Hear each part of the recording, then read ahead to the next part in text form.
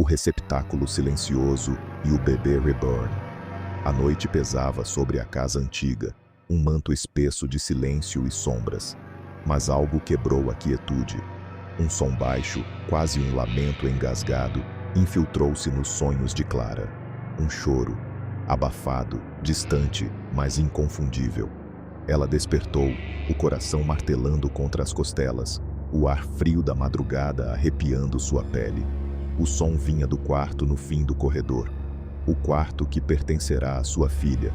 Pés descalços no assoalho frio, Clara avançou pela escuridão, cada passo ecoando a hesitação e o medo. A porta rangeu ao abrir, revelando o berço sob a pálida luz da lua que atravessava a janela. Lá estava ela, Aninha, a boneca reborn, sentada, imóvel. Seus olhos de vidro, vazios e brilhantes, pareciam fixos em Clara. E então, o detalhe que congelou o sangue em suas veias. Uma única lágrima escura, espessa como piche, deslizava lentamente pela bochecha de silicone perfeitamente moldada. Não era água. Era algo viscoso, sombrio, uma mancha profana na imitação de inocência. O choro havia cessado, mas o horror apenas começara. Aquela lágrima escura foi apenas o prenúncio. Nos dias que se seguiram, a presença de Aninha na casa tornou-se uma constante incômoda, um lembrete silencioso da ausência que devastara Clara e Marcos. 6 meses haviam se passado desde que o pequeno quarto no fim do corredor silenciara para sempre, levando consigo a filha que mal tiveram tempo de conhecer. O luto de Clara era um abismo profundo, e Aninha, com sua perfeição artificial, fora uma tentativa desesperada de preenchê-lo, um simulacro de vida para aplacar a dor que a consumia. Clara a tratava com uma devoção quase febril, vestindo-a, minando-a, sussurrando segredos que antes pertenciam à sua bebê. Era uma terapia autoimposta, um mecanismo de enfrentamento que beirava a obsessão. Marcos observava tudo com uma mistura de pena e crescente apreensão. Ele via apenas plástico, silicone e vidro, onde Clara parecia enxergar um consolo.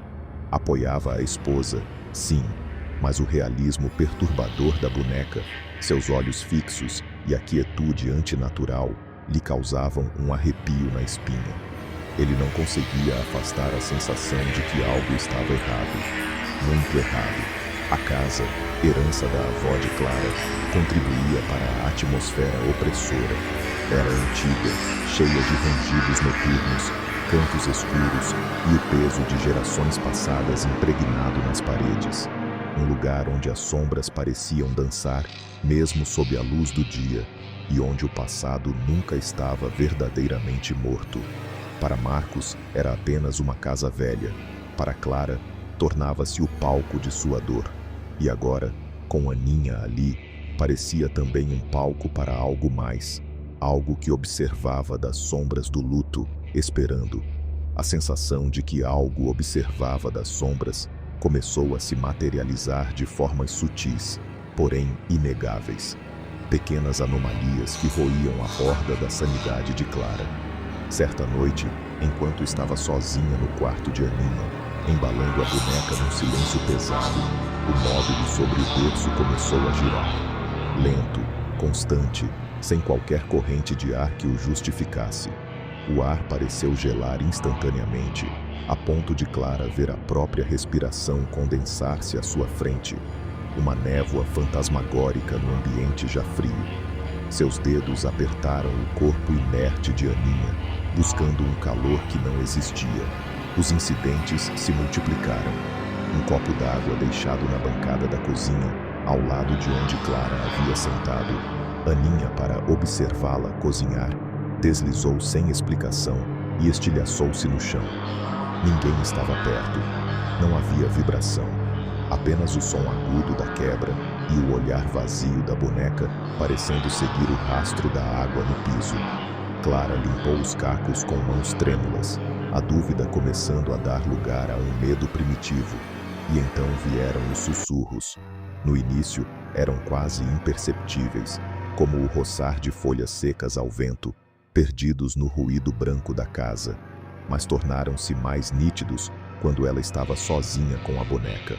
Frases incompletas, murmúrios que pareciam vir da própria Aninha, embora seus lábios de silicone permanecessem selados. Clara tentava assistir televisão à noite, buscando distração, mas os sons a perseguiam, vindos da poltrona onde a boneca repousava. Desligava o aparelho e, no silêncio que se seguia, os sussurros persistiam, roçando seus ouvidos, falando de dor, de perda, de fome. Era o luto? Sua mente, fragilizada pela dor, criando fantasmas para preencher o vazio? Ou era a casa? Ou Aninha? A linha entre a realidade e a ilusão tornava-se cada vez mais tênue. Marcos, alheio a esses detalhes mais sutis, via apenas o comportamento cada vez mais errático da esposa, sua fixação na boneca se intensificando. A preocupação dele crescia, mas a de Clara transformava-se em algo mais sombrio. A suspeita aterradora de que não estava sozinha em seu luto e que a companhia que encontrara não era benigna. A dúvida sutil que assombrava Clara começou a se transformar em um pânico crescente, à medida que os fenômenos deixavam de ser meros sussurros e toques fantasmagóricos para se tornarem agressões diretas à sua sanidade e à de Marcos. A influência de Aninha, ou do que quer que habitasse a boneca, não se limitava mais a Clara. Marcos, antes cético, tornou-se vítima de pesadelos vívidos e aterrorizantes. Acordava no meio da noite banhado em suor frio, o coração disparado, assombrado por imagens de Aninha no canto escuro do quarto, seus olhos de vidro brilhando com uma inteligência malévola enquanto o observava dormir.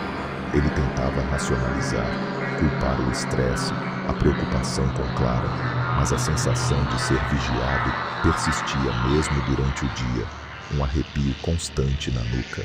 Então, os desenhos começaram a aparecer. Rabiscos infantis, toscos, mas com uma carga perturbadora inegável. Figuras humanas distorcidas, com olhos vazios e membros retorcidos, cenas de violência implícita traçadas com força em pedaços de papel encontrados sob almofadas, pregados na geladeira com um ímã infantil, ou, o mais chocante, desenhados com o vapor no espelho do banheiro após um banho quente.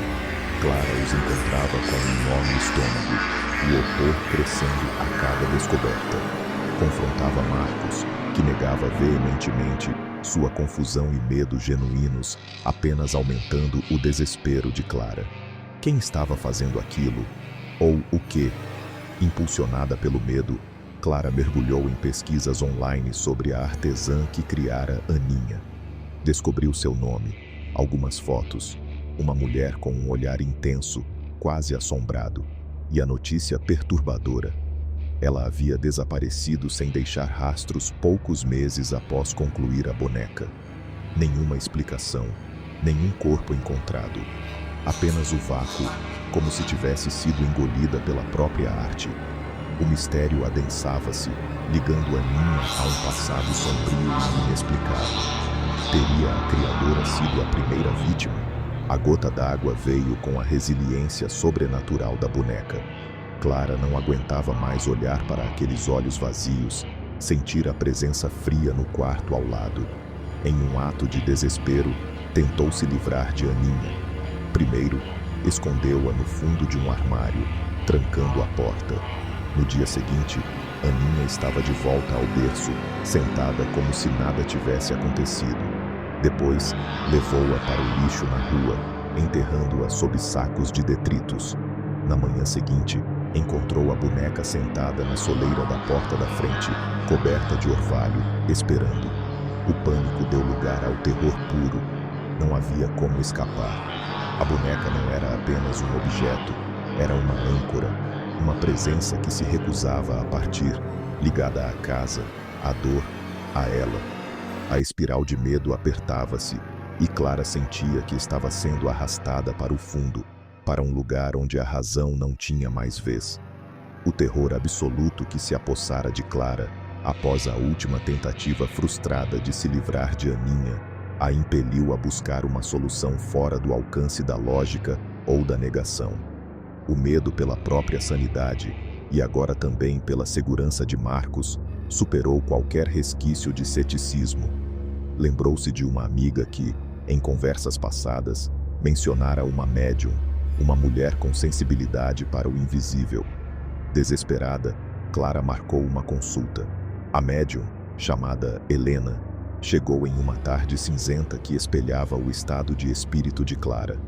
Era uma mulher de meia-idade, com um olhar calmo, mas penetrante, que parecia varrer as camadas superficiais da realidade. Ao cruzar a soleira da porta, Helena parou abruptamente. Seu corpo enrijeceu sutilmente, os olhos percorrendo o hall de entrada com uma intensidade desconcertante. Clara e Marcos trocaram um olhar apreensivo. O ar pareceu ficar mais denso, o silêncio da casa mais pesado. Sem dizer uma palavra inicialmente, Helena caminhou lentamente pelos cômodos, seus sentidos parecendo mapear energias invisíveis. Ao chegar à porta do quarto de Aninha, hesitou. Respirou fundo antes de entrar. Lá dentro, aproximou-se do berço onde a boneca repousava, mas manteve uma distância respeitosa, como se estivesse diante de algo contagioso ou volátil. Fechou os olhos por um momento, a testa franzida em concentração. Quando finalmente falou, sua voz era baixa, mas carregada de uma certeza que gelou Clara até os ossos. "Não é sua filha", disse ela, olhando diretamente para Clara.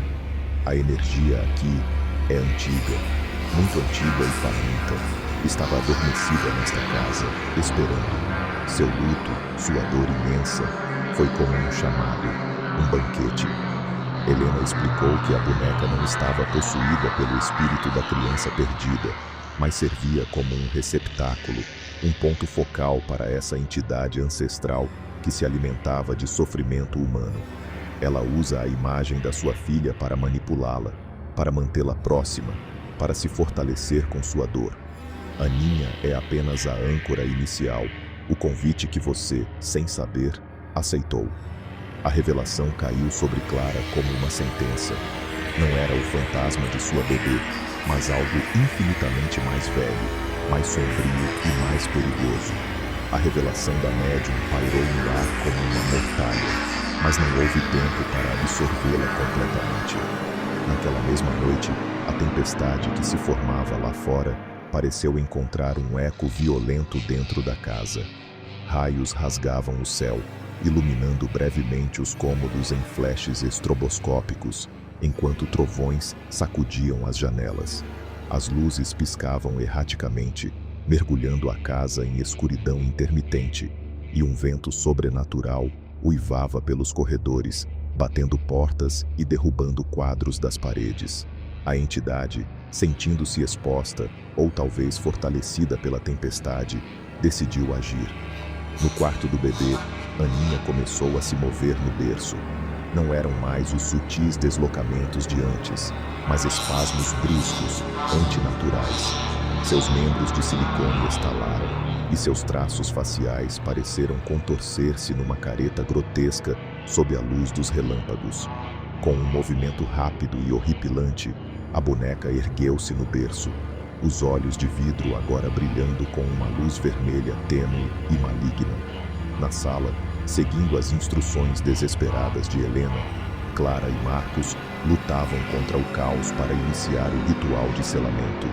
Marcos desenhava apressadamente os símbolos no chão com giz, enquanto Clara segurava o objeto que a médium indicara como âncora, um minúsculo sapatinho de lã rosa, a única peça que restara das roupas de sua filha. Era um elo frágil de amor contra uma força ancestral de pura maldade. A entidade não assistiria passivamente. Assim que o círculo começou a tomar forma, a fúria poltergeist se intensificou. Livros voaram das estantes, cacos de vidro de um vaso quebrado foram arremessados como projéteis. Marcos protegeu Clara com o próprio corpo enquanto ela tentava se concentrar nas palavras do ritual. E então, o ataque mais cruel. A voz de sua filha ecoou pela sala, Um chamado choroso de "mamãe", vindo da escuridão. Clara vacilou, o coração partido pela ilusão auditiva, mas Marcos a segurou firme. É mentira, Clara. Foco. A boneca, ou a força que a animava, desceu do berço e avançou aos tropeços pelo corredor, arrastando-se como uma marionete quebrada, mas com uma velocidade aterradora. Entrou na sala no momento em que Clara, com mãos trêmulas, se preparava para colocar o sapatinho no centro do símbolo. Aninha saltou, os pequenos braços de plástico tentando agarrar o objeto. Houve uma luta caótica, Clara gritando as palavras do ritual, Marcos tentando afastar a boneca com um pé de cadeira, a entidade uivando de fúria através da forma diminuta. Finalmente, com um último esforço, Clara conseguiu depositar o sapatinho no centro do círculo. Uma luz suave e quente emanou dele, banhando a sala. A boneca congelou, a luz vermelha em seus olhos se apagou e ela caiu no chão com um baque surdo, inerte. O ataque cessou. A tempestade lá fora começou a amainar. O silêncio caiu, pesado e exausto. A manhã seguinte nasceu límpida e calma, o sol banhando a sala ainda desarrumada com uma luz que parecia prometer paz. Exaustos, mas unidos por um alívio frágil, Clara e Marcos decidiram queimar Aninha imediatamente. Foram até o quarto do bebê, prontos para o ato final de purificação. Mas o berço estava vazio. A boneca inerte havia sumido. Um arrepio percorreu Marcos. Lembrou-se da câmera de segurança que instalaram semanas antes. Correu para verificar a gravação. A imagem congelada da noite anterior deu lugar à gravação recente. A porta do quarto se abrindo lentamente, sozinha. E do vão escuro, pequenas pegadas molhadas, daquela mesma substância escura da lágrima inicial, surgiram, deixando um rastro sinistro pelo corredor, em direção ao quarto deles. O receptáculo fora quebrado, sim, mas a entidade estava livre,